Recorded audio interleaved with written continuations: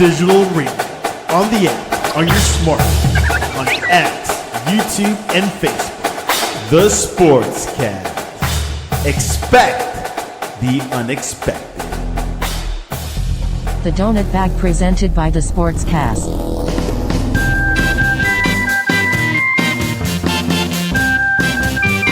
The Donut Bag, hosted by Joey Bag of Donuts. And here's your host, Joey Bag of Donuts.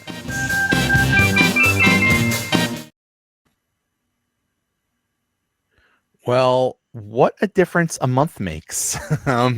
The last time we talked, it was about a month ago. It was right before the NHL season started, and we were saying things like, are the Penguins going to finish last? Are they going to get a lottery pick? Are they going to, maybe they'll tank to get McKenna? Are they going to trade Crosby because they'll be so bad? And here we are. They have one of the best records in the NHL. What the hell happened? Maybe it was just as simple as they needed a coaching change. That is Steelers, are you listening? Yeah, exactly. That is a team that has bought into a system that's playing out there, and the loss to the Jets notwithstanding. I mean, the Jets they're a really good team. Yeah. They've looked great. I mean, they are seemingly creating offense from defense. The goaltending's been pretty good. It could be a little bit better, I would say, but pretty good. There's only been a couple of games this season where I thought Erik Karlsson looked like he did last year. For the most part, he's been making good decisions, as has Chris Letang. And Sidney Crosby and Evgeny Malkin still look like they're 10 years younger than they actually are. It's crazy. I mean, at the time we're talking here, Evgeny Malkin's tied for fourth in the league in total points. It is unbelievable, and it might just might be a change in coach. Yeah, they got different players. There are a few different players, but it might just be. I mean, it's the Penguins under Mike Sullivan. How many times did they have a lead in the third period and play absolute garbage defensively and not even try to play defense and give up that lead and lose? We saw that so many times, and now they're actually protecting leads. It might have been that simple that converts losses into wins. It might that's that one simple thing of actually playing defense. That might be it. It's. I mean, they at least the last two seasons they would have made the playoffs if they would have protected a third period lead maybe two more times than they did. Right. And that's really all that they needed, especially 2 seasons ago when they missed the playoffs by 1 point, 2 points. It's just wild that they all of a sudden are playing this good in a season where people were picking them to finish, 29th, 30th in the league. And now when you look at it, it'd be pretty shocking if they didn't make the playoffs. When you look at the record that they have through 10 games and, look back historically at that record through 10 games, I think it's something like 70% of those teams make the playoffs with a record after that record they had after 10 games. Yeah. If they went 500 the rest of the way, they probably end up making the playoffs. Yeah. It's crazy. Another big shock is, another thing we were saying is, well, they got these two kids and they're playing for 9 games, and obviously they'll go down to junior, and it'll be nice to have them for 9 games or whatever. I think at least one of them is stick. Can you believe how good Kindle is playing in particular? It's maddening. It's just so surprising. And it's in pretty limited minutes because he's essentially playing the third line. And I'm imagining what he could do in a top 6 role. He's 18. So let's not give him 20 minutes a night yet or anything like that. But it makes you wonder for how good he's been, what he could do eventually in a top 6 role. I'm in shock. I'm in absolute shock.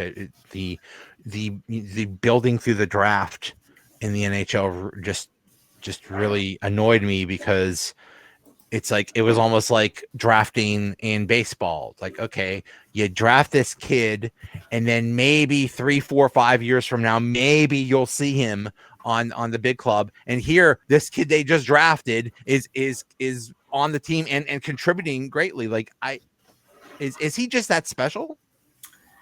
I think so. I mean, he doesn't look out of place. It looks very natural to him. Even when he's given a game off just for load management, he comes back out the next game and looks like he hasn't missed a beat. I think the Penguins got a really good player there, and I think, like I said, eventually, maybe not even this season, but eventually he's going to be a star in that top 6 role. Crazy. It's crazy.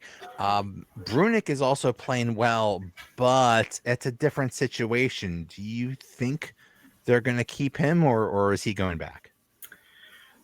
I think he's going to go back because they seem to be a little bit more worried about his load management, and I don't think that they're ready for him to be like a regular in the lineup. Though, I mean, in my opinion, I would rather see him stay here and not see as much of Connor Clifton and Matt Dumba. Right. I mean, Dumba does bring the physical element that the D really lacks. But I think overall, I think that they would rather have him go back. And I'm not saying it's an easy decision for them, but I think in the end, he might go back. There's just a logjam at that defensive position right now. What the right defenseman? Yeah. I mean, really, what good is it if Carlson and Letang are going to eat up most of the minutes on that side? What you're kind of wasting him. But it's just so different being defense in the NHL than being forward. I mean, you're out there so much more. So I get it. I'd like to see him, but I get that they'll probably bring him down. Does Crosby ever age? Because it looks like there's no drop off to his game for like the last 20 years, and he just looks incredible. Is he still as good as he was 5, 10, 15 years ago? Yes. I mean, yeah. What was that? What was that movie, Benjamin Button, where the guy reversed? Like, is he somehow got that Benjamin Button thing going on here? I don't know. It's just amazing when you look at every night and you look at the stats, and there he is, at least a point a night, if not more. I mean, he's 15th in the league in scoring right now. 13 games played, 16 points, so he's still on pace for a point a game. It's just amazing, and he's still playing, 20 or more minutes a night. I mean, talk about don't take a guy for granted. I mean, just enjoy what you're watching, because this is not normal. It's totally unprecedented. I've never seen any player be with a team for that long, and once they were with a team, to be the guy. Well, we're almost on 20 years now. Well, we are on 20 years now, and it's still happening. It is completely unprecedented. 21 years. 21 years. Yeah. 21 years. And with with another guy, Malkin, who is, I mean, what did you say? He was like one of the leaders in points? He's tied for 4th. He has 18 points. Crazy. It's crazy. Now, I mean, I think he started strong last year, and then it kind of went off. So, yeah. I mean, but still, the thing with Malkin is he has his line mates are Mantha and Brazeau too. A couple big guys, and is that? like this is something we haven't had in a long time. Like big guys that, and some of them just go to the net. Is it that simple that you just need a big guy? They just need a big guy to go to the net. I think he's really taking advantage of playing on that line that's so big. It used to be in past years, he's the big guy on the line and he's trying to make space for himself. Right. Now his wingers are out there making space for him, and he's really taking advantage of it. And he looks healthy too. Like, his shot looks really good. He's playing with a jump in his step. Even when he's out there on the power play, it like his passes are like crisp. And but I think the thing that he's definitely taking advantage of more than anything is the size of his line mates, and that's opening up a lot of space for him to operate. That has to be a Sullivan thing, that he didn't want people that big, because we haven't seen this for years, and really it hasn't been replaced since Chris Kunitz. Yeah, and I mean, it's just so simple. Go to the net, be big and go to the net, and just create problems. It's almost that simple. It's not like Mantha is some great thing, or Brazeau. Like I like every time I see Brazeau score a goal, I'm like, where did this guy come from? I don't know who he is or where he came from. He just showed up. And it's Sullivan always wanted to play that speed game, and normally big guys aren't fast. So he didn't like those big guys in the lineup because they're not fast. Well, there's also a positive to having those big guys on the team, and that they're creating space. Patrick Hornquist, hey, he's a great player, and he had speed, and he tried to play that net front game, and he did it very well. Yeah. But he was like not a big guy. Like he's almost the exception to the rule. Like I think if you ask Mike Sullivan, he would rather have Connor Sherry out there playing in a top six role than Justin Brazeau or Anthony Mantha. And actually, that I know that's true because he has Connor Sherry on the Rangers right now. So, I don't think he's playing a top six role, but he's getting a lot of minutes. But my point is, it's just a philosophy. Sullivan wanted to play that speed game, and normally speed means smaller guys. Dan Muse, he's not. I mean, yeah, speed is nice, but I don't think that that's like the most important thing to him. I think that clearing the way and going to the net and wreaking havoc in front of the goalie is what he's looking for. Yeah. And it's simple. It's almost that simple. It is almost that simple. Just be big and stay there in front of the net, and good things will happen. I know the Penguins have played the Rangers a couple times, and I mean, one game was a win, one game was a loss, but they're not real. The Rangers aren't real high in the standings. Is Sullivan doing well with the Rangers, or is it just he needs to bring in his guys, or is it still early, or what's going on there? Yeah, I would say it's still early. That's a pretty good lineup that he has there. I was just looking at the standings. They're in a wild card spot right now. I mean, we're only 13 games in, or 12, depending on what team you look at. And so they're going to be there at the end. But he's a good coach. Like, don't get me wrong, but we were talking off air. Sometimes the message just gets stale, and you need a new voice and a new message. And I think that's what happened here. I think Sullivan's still a good coach, and I think he'll have the Rangers in a playoff spot by season's end. And it was weird though how they couldn't score at home. I think they got shut out like in their first 3 games at home or something, like something really bizarre. And they lost to like the worst teams. Yes. But he has them already back into a wild card spot. I think they're like 6-5-2 or something like that. So they'll be there at the end. That lineup's too good, and especially with Shesterkin in goal. Exactly. I'd be really shocked if they weren't a playoff team come the end of the year. Yeah, it helps when you have one of the best goalies on the planet. So, yeah. But does Raquel being out for 6 to 8 weeks, does that really hurt the team? Or, I mean, I see Hollander is playing on the top line now, but did it really hurt losing Raquel? Yeah, I thought that it would really affect them like right off the bat, but then they put in a really solid performance, especially in the third period against Minnesota the other day. That's a huge loss, though. He is an anchor on that top line. He plays on the power play. That's over the course of time, you're going to see and notice his absence. But, this season is supposed to be all about getting the young guys some playing time and developing the young players. His injury opens an opportunity for, like you said, Hollander, maybe Koivunen, who knows? So, hopefully the injury leads to something positive happening with one of these younger players. And then, hey, hopefully they're still in a solid playoff position in 6 to 8 weeks when Raquel gets back, and then they'll be all the better for it. But that's definitely a big blow.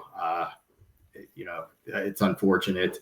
And because he was playing really well at the time that he got injured, and that line seemed to really be clicking. But hey, when, like they say, when one door closes, another one opens, and hopefully one of these young kids or somebody else could take advantage of filling his spot in the top line there.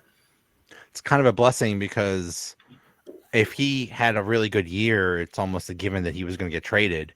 But now maybe they'll hold off on that, since he won't put up the big numbers.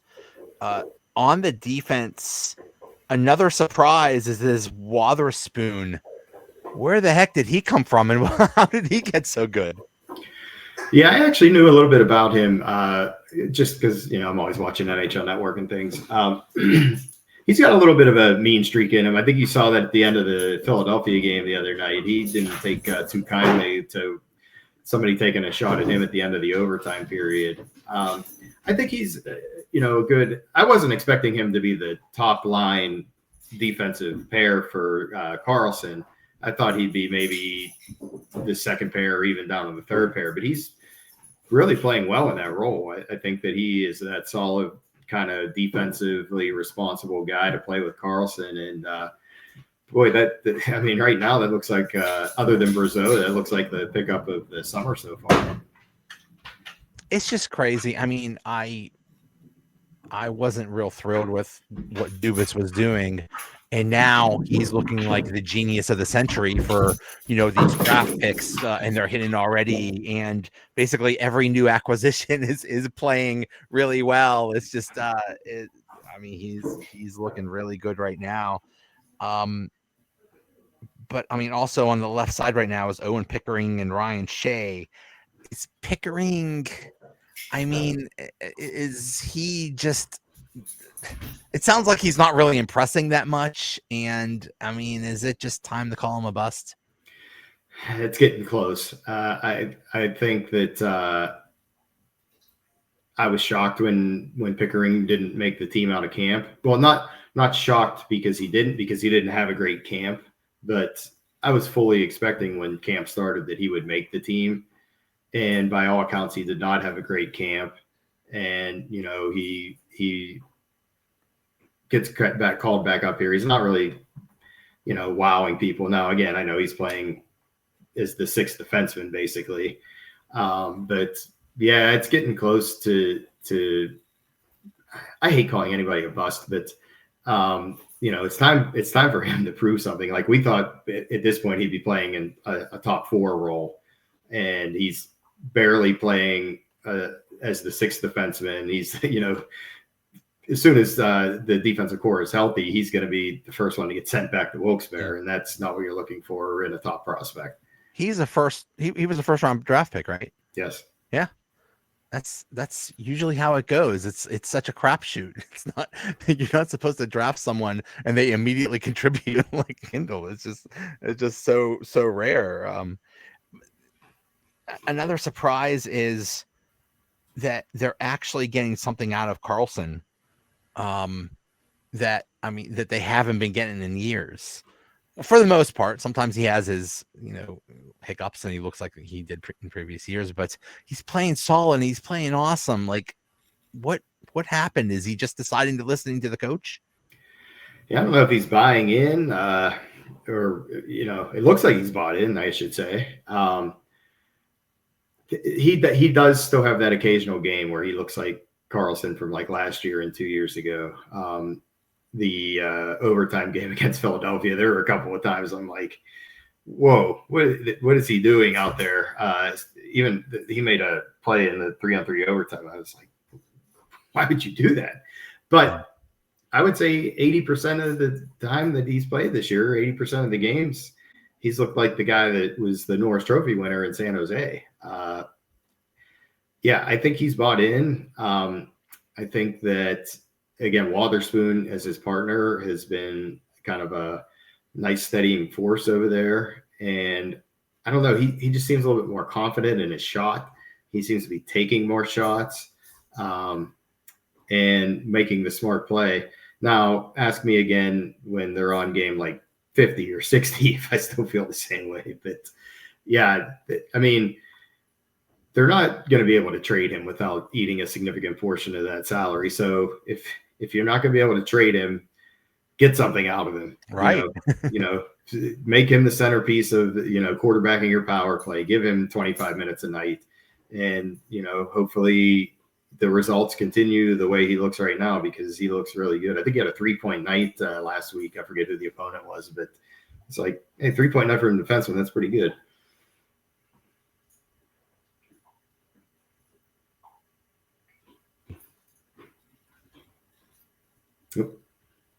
Good. I think I missed your question there. Oh, so is it time to be concerned about Letang? No, I think, his game, as we've known from the last 20 years, it ebbs and flows. I don't think that it's time to be worried about him. I think he's just going to have good games and bad games. He's going to have, 5 games in a row where he has a point, and then he might go 5 games in a row where he doesn't have a point and he's a -4. I don't think it's really time to get concerned with him. I mean, what you're getting with Letang. Like, some nights he's going to be great. And he's going to really be contributing to the offense. Other nights he's going to make boneheaded, turnovers and things like that, just like we were just talking about with Carlson. But for the most part, he's going to be kind of a steadying veteran force back there. And occasionally he's going to have a night, like I said, where you're like, wow, he had 3 points tonight. And he had some amazing defensive plays. And other nights you're going to be like, oh, he turned the puck over for the game-winning goal against. That's just what you get with Letang. But hey, he's still at the age of 38. He's still better than a lot of other defensemen back there that are half his age. Okay, yeah, that's true. On to the goaltending. I think another shock is that Tristan Jarry is actually playing well. Is it just that the team is playing better in front of him and is more defensively conscious, or is he just having a good year so far, or what do you think is going on with Jarry? I think it's a combination of the two, and I also think that having Shelovs here to kind of push him and be the competition is something that's kind of motivating him. Now, you could say, well, Nedeljkovic was here and pushing him last year and it didn't work. For whatever reason, I think Shelovs is pushing him and making him want to, win the net. And for whatever reason, when Nedeljkovic was here, maybe he didn't see him as a threat like Shelovs, because Shelovs is a young guy, that's really pushing for more time in the net. Maybe that's different as compared to when Nedeljkovic was. But I think both goalies have looked pretty good. To say, hey, they're the top tandem in the league, I wouldn't go that far. Because I think Shelovs is doing what Jarry was doing last year. I think there's been 3 games now where he's let up the first shot of the game. Oh, jeez. And obviously that's not what you're looking for. But I think it was the Vancouver game. Shelovs gave up the first shot of the game, then didn't give up another goal the rest of the game. So that's kind of the difference this year. A lot of those games last year where the first shot went in, it was like, well, the game's over. Like, morale's down. Right. Oh yeah. It just you could tell in body language, but I don't think that's the case this year. And I think the goaltending has been good enough to, and again, we're only 13 games in. The goaltending has been good enough to be a playoff team, or it's playoff team level caliber. I'm not saying that they're gonna go in there as an 8 seed and steal a series with this goaltending tandem against like a 1 seed, but they're playing well enough to keep them in the playoff race, I would say. The only problem with Sheloff is the during the shootouts. It's almost a guaranteed loss. He's just really bad at it. You almost want to like replace him just for the shootout or something. Oh man, that shootout, the first one that he was in, well, the one at Philly, actually, they've all been bad. I've never seen a goalie get beat so cleanly in shootouts, especially for a goalie that looks really good during the actual game. What happens? Yeah. But man, I almost would start to consider putting Jari in instead of him if they get to the shootout. Now, in theory, there aren't that many shootouts throughout the course of the season, but man, he does not look good in the shootout at all. I wonder if Jari is looking over the shoulder at us, Sheloffs, but also looking at the shoulder at Murashov, who looks absolutely insane down in Wilkes-Barre. Like, my goodness, he's just I don't even know if he's landing a goal, or if he has, it's only been like 1 or 2. It's insane. I wish we got more of those Wilkes-Barre games on TV, because that team looks really, really good. Danton Heinen's like leading the AHL in points, or close to leading the league in points. Koivunen was right up there too before he got called up. And the goaltending, like you said, it's been unbelievable. I think Shelovs and Jari are both looking over their shoulder going, okay, I think our time is limited here. Yeah. It's just a matter of time. Speaking of Morozov, who else might be coming up this year? I know McGroarty's hurt. I don't know when he's scheduled to come back, but you figure when McGroarty comes back, he has a spot on the club, right? Yeah, I mean, I think that they'll obviously give him some conditioning when he comes back. But I think he would, when he's back, and just like you, I don't know off the top of my head when he's coming back. It seemed like a longer term injury, but I would think that he would be definitely one of the first call ups once he's healthy and gotten his conditioning back to where it needs to be.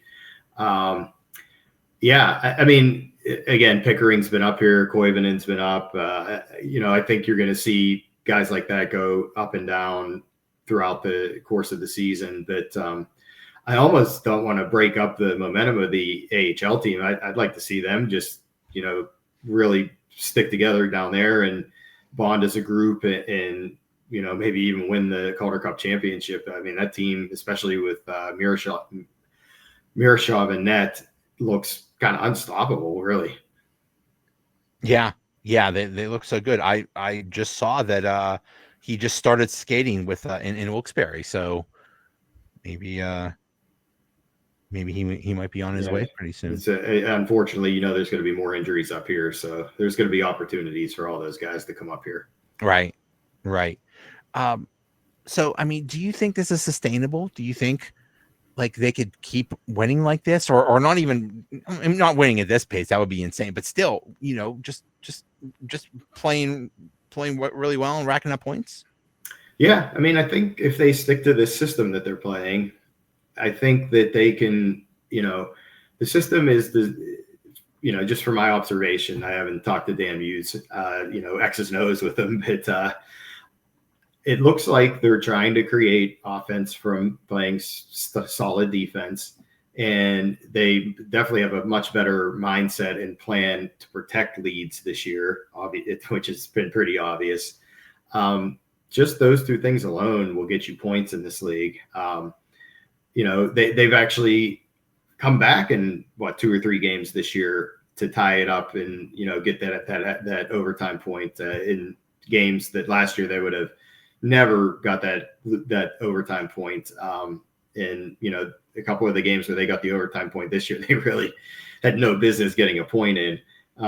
So I do think that they can continue to rack up points. I don't think that they're ever going to go on like a 8 or 9 game winning streak or anything like that. I don't think they're that good of a team, but I think you'll see like they had an 8-game point streak that got snapped on Sunday in Winnipeg. I think you might see things like that, like, hey, they've gotten points in 5 out of the last 6 games, or they've gotten points in 6 out of 7, or they've won 3 in a row in regulation or something like that, which is fine. I mean, you keep that pace up, you're going to be a playoff team. You're going to probably be a 6, 7, 8 seed. And then, hey, who knows what happens at that point, because the East this year is not the greatest. I mean, you look at the standings right now, and Montreal is the top team, tied with the Penguins and the Devils with 18 points. So they've all played varying numbers of games.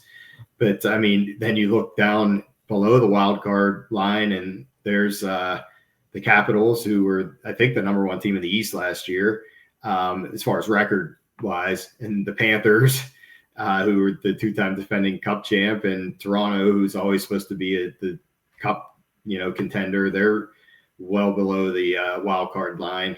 But again, I mean, I think the Islanders are the worst team in the conference with 11 points, and the top team in the conference has 18. So we're not far enough along in the season to make proclamations here. But I do think that this team is good enough with the system that they're playing, where they can chug along and pick up points pretty regularly and be a 6, 7, 8 seed in the playoffs. It's crazy. It's a little annoying because I think they should have made this change like a year or 2 ago. I think they waited too long, but hey, it's happening now, and it's just so nice. It's just so nice. I got tired of when they were winning the first couple games and people are like, oh, now we're not going to get McKenna. Like, why would you root for your team to lose, you dummy? Like, what? Yeah, and there's no guarantee. Even if they finish with the worst record in the league, you're still not guaranteed you're going to get him. And I don't know. Hey, I guess look at it this way. If they would have fired Sullivan like maybe 2 years ago, maybe they didn't get Kindle in the draft this year. That's true. Yeah. That's true. I forget what happened with the Rangers. Did they decide to keep their pick or did they give the pick to the Penguins? I forget. I think that they ended up giving the pick to the Penguins because they ended up with two first-round picks. Right. Oh, that's right. That's right. Yeah. So, which, I guess the Rangers weren't doing so well for a while. It's like, oh, that might be actually be a good pick for them. So we'll see. But we'll see. It's exciting. It's fun. I'm pleasantly surprised. It's awesome. Yeah, it's been, and not only are they collecting points, but they're very entertaining to watch. Just entertaining and just not frustrating because you knew it was happening. You knew when you saw a third period lead, it's like, oh, here we go. We know we're going to screw it up. It's just it was just so frustrating. It's just nice that they're playing something's just sound, just like not insane hockey. Yeah, exactly. It's like you're not turning the TV off after every game thinking to yourself, that was one of the most frustrating hockey games I've ever watched in my life. Like, I think it was last year or 2 years ago. They blew like a 3-goal lead to Calgary in like the last 2 minutes of the game or something. It was unbelievable. It was unbelievable. I don't think you're going to see too many games like that this season. And it's just like, why are you not changing the way you're playing? Just play defense. That's all we want. But exactly. Yeah. So how can people find you, follow you, and get more of your work? Yeah, you could go to vincecom.com, and I pretty regularly put articles up there, usually pertaining to hockey. Sometimes I branch out into other sports, but again, vincecom.com, or you can follow me on Twitter. I'm usually tweeting during Penguin games for sure, and sometimes during Steeler games, and baseball's over now, but was tweeting some stuff about the World Series as well. But on Twitter or X, whatever you want to call it, you can find me at PGHVC. I watched that game last night, that World Series. My goodness, I feel for Toronto. Oh man, that is their Francisco Cabrera moment. That the poor 10, 11-year-old kids that were watching that like I was when Sid Bream slid into home plate. That's going to stick with them forever. I felt so bad for them. And I mean, just from an outsider's perspective, it was a great World Series, but boy, did I feel bad for the Toronto fans. I saw somebody tweeted that they were a Blue Jays fan, I guess, in Toronto or something, and he woke up his young son. He's like, I want you to see this. Our team's about to win a championship. Oh, no. I want you to remember this, son. And then he's like, great. I just woke him up for the heartbreak of his life. Scarred him for life. I am still not over Sid Bream. Me neither. I still can't believe that happened. I can't. And ironically, I think if the Pirates did win that, I think they would have faced the Blue Jays that year. Yeah, they would have. It's just. I mean, it's funny because I mean I really don't. I used to be a huge baseball fan, and I just hate how it's run, so I don't pay attention to it. And plus, the Pirates are depressing, so I don't pay attention to it too much.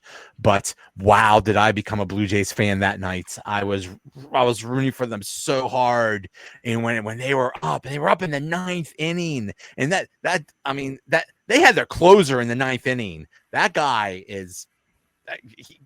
Shame on him because he's the one that really blew it. Yeah, he's their Stan Belinda. You know, I was really hoping that Isaiah Kiner-Falefa would have scored the game-winning run in the World Series. A former Pirate. So that everybody can make more fun of the Pirates, that they let the guy go for nothing, and he scored the game-winning run in the World Series. That would have been so amazing, but it just wasn't meant to be, I guess. I saw you tweet something like, if only the Pirates had someone like somebody fundamentally sound like Isaiah Kiner-Falefa. Like, oh, wait a minute. Yeah, because he laid down the perfect bunt on that. I forget what inning it was. Might have been, I think it was the ninth inning. Yeah. And he laid down the perfect bunt. And like, you know, they had this guy. Sure, he's probably not part of their long-term plans, but he obviously had some sort of value. They could have traded him for whatever, a low A prospect, but instead they just released him at the end of the year, and the team that's in the World Series ends up on the World Series team, making a major contribution in the biggest game of the year. Yeah, exactly. But God, yeah, I just feel for the Blue Jays. My goodness, you're so good. And then that play where the catcher was just had the foot off the base for a second. It's like, oh my goodness. Yeah, that was Kiner-Falefa got thrown out at home. That was the play. And you know, a lot of people were debating, like, did he have a big enough secondary lead? Would he have been safe if he just ran through the bag instead of sliding, because it was a force play, so he didn't really need to slide. You know, you could debate all of these things, like, Guerrero swung at a 3-0 pitch in the bottom of the ninth. He could have been on base, and maybe he, right. I mean, you could analyze everything. It's just, right. There's so many little things. It would have been weird if they did the review, the instant replay of that, and it would have been weird if they decide, like, oh, you know what, we reverse the standing and the Blue Jays scored a run and they just won. It's like, imagine winning a World Series on a reversal of a replay call. Oh yeah, it's like it would be the 1999 Stanley Cup Final all over again when Brett Hull had his big toe in the crease. What a weird thing. If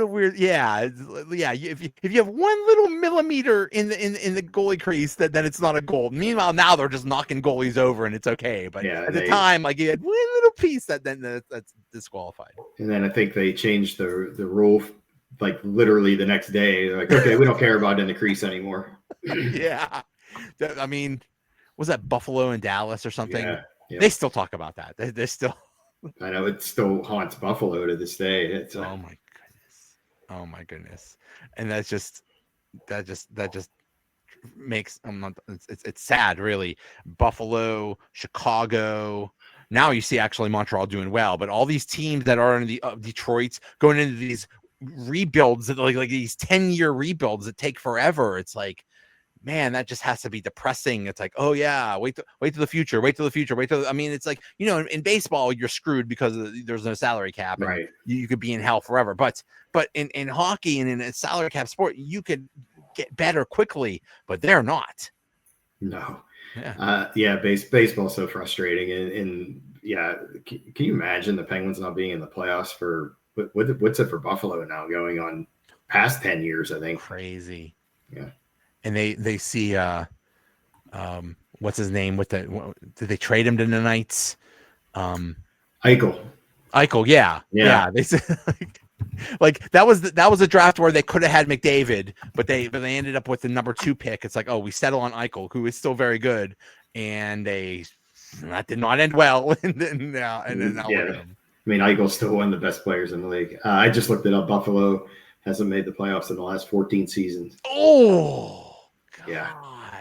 That's brutal. With like no hope. It's not like they're actually any good. Oh, actually, didn't a lot of their players end up in Florida and they're like key players for like they go elsewhere and they play well. Yeah. That's it's kind of like being a Pirates fan. Exactly.